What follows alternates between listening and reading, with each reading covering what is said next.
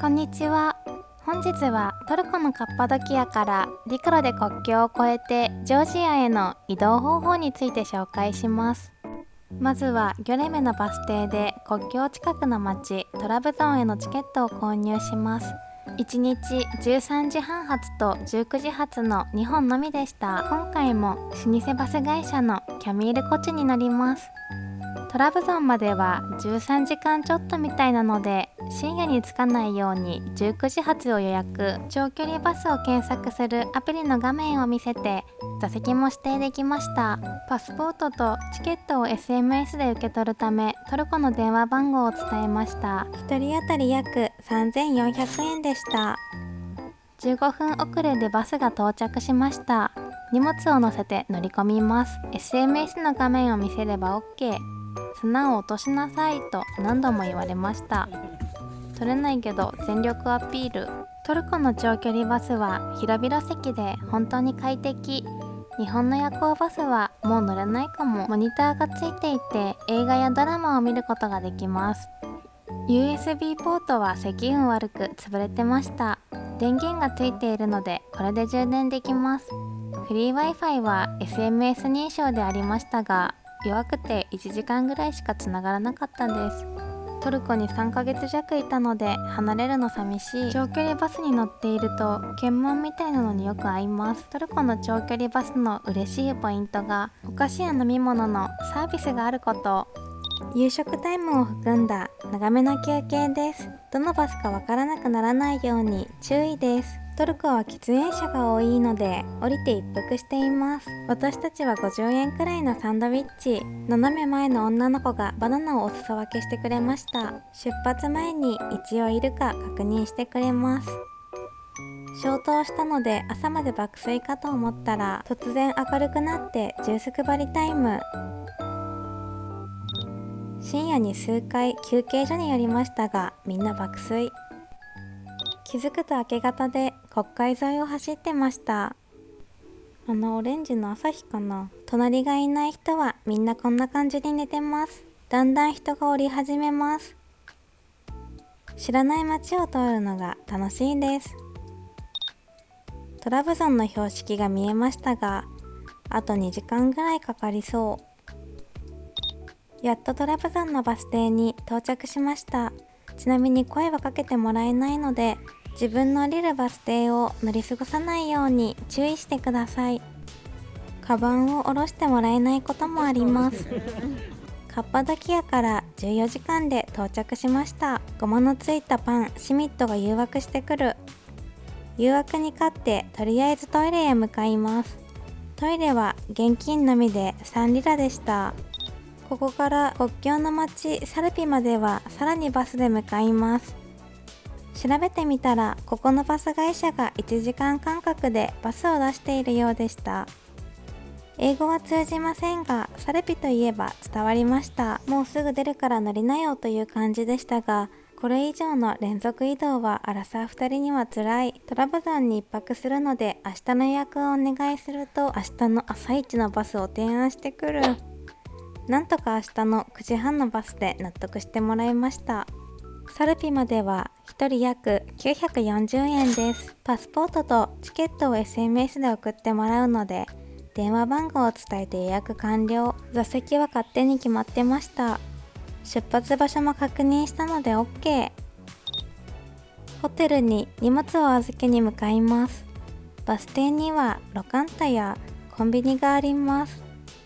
トラブゾンからサルピまでは3時間くらいなので一泊せずにそのまま行ってしまうこともできますが渋滞で遅延することが大いにあり得るのとヘトヘトで国境を越えることになるのは結構ハードな気がします。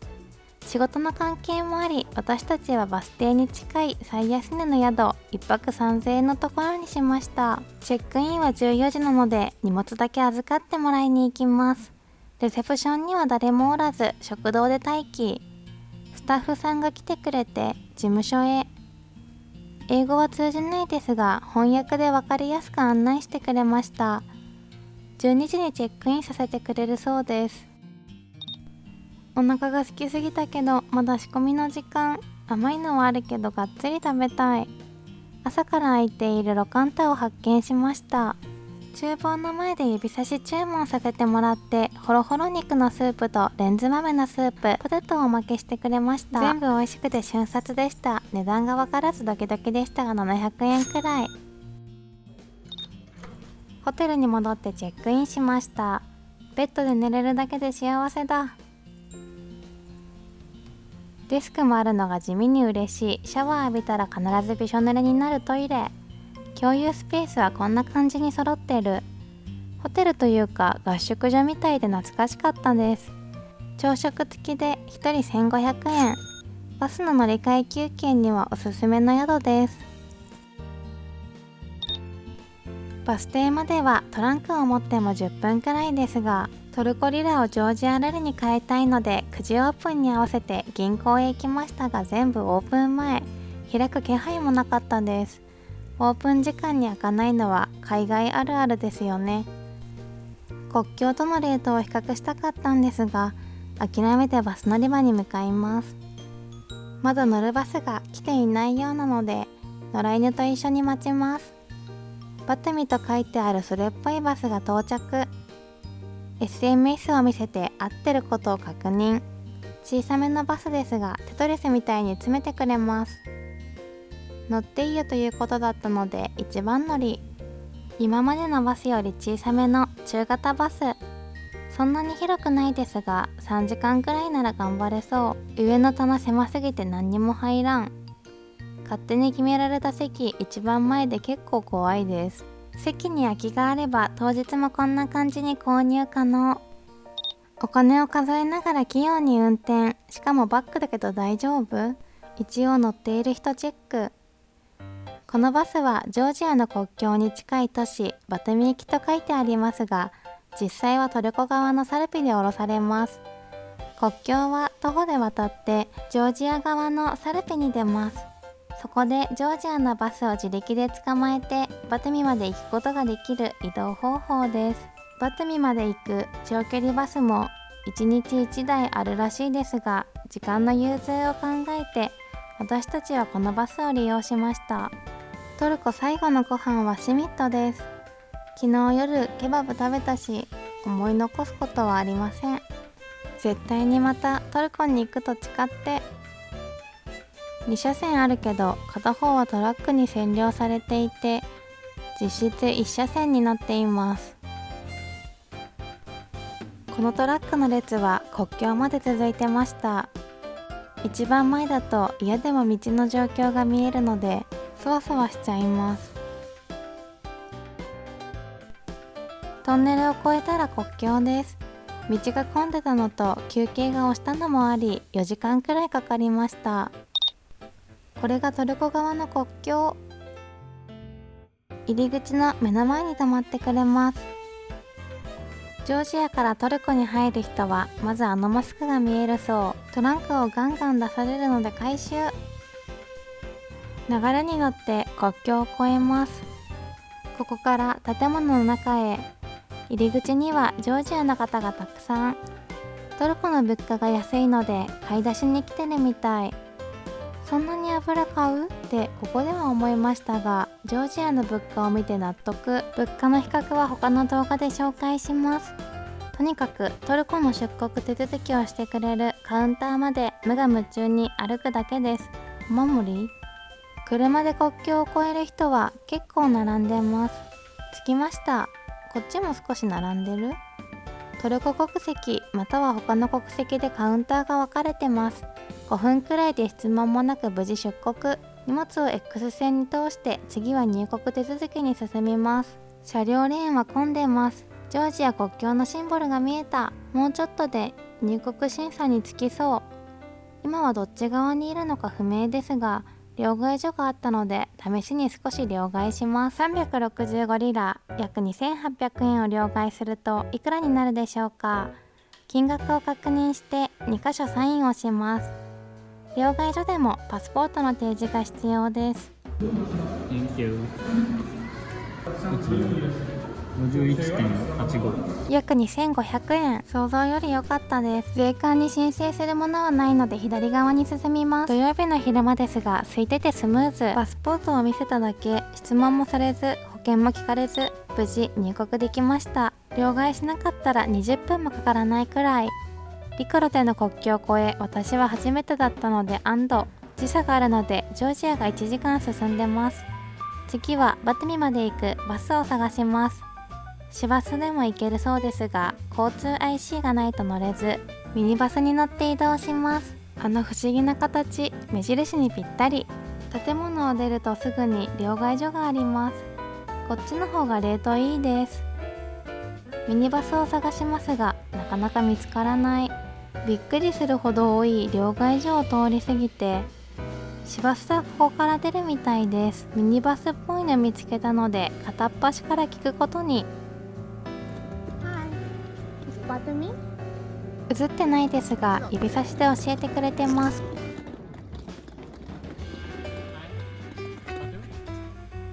指をさされた方に行くと、トビリシ行きのバスと隣にバテミ行きのバスを見つけました。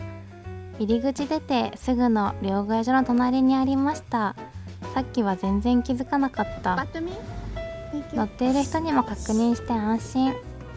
大きなトランクは乗せられる量が限られているので、いっぱいだったら次を待つ予定でしたが、ラッキーなことに2人分乗せられました。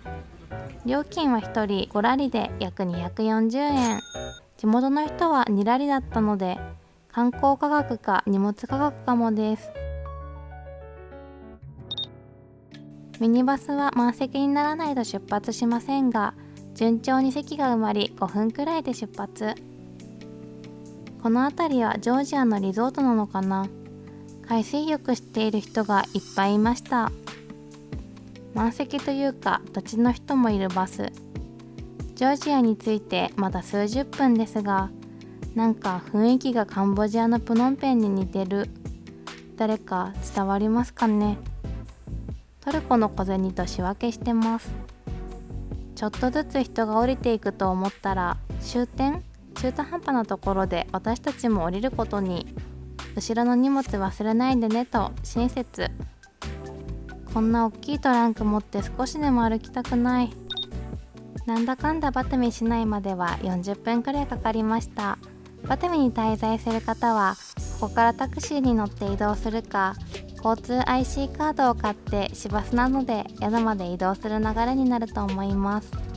私たちはクタイ市という都市に移動するので、長距離バスが出るバス停へ向かいます。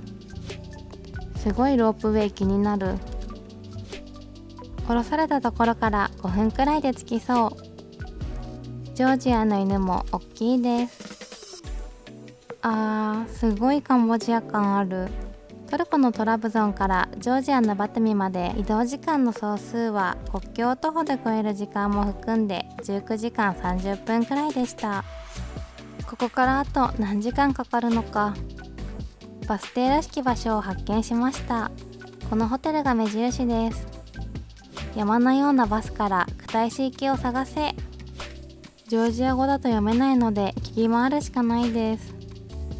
と思ったら、大きい都市は英語の表記もありました。絶対そうだけど念のため確認。合ってた。すぐトランクを持ってくれる紳士。手で10と5を出してくれて15ラリみたい。東京静岡くらいの距離で約720円。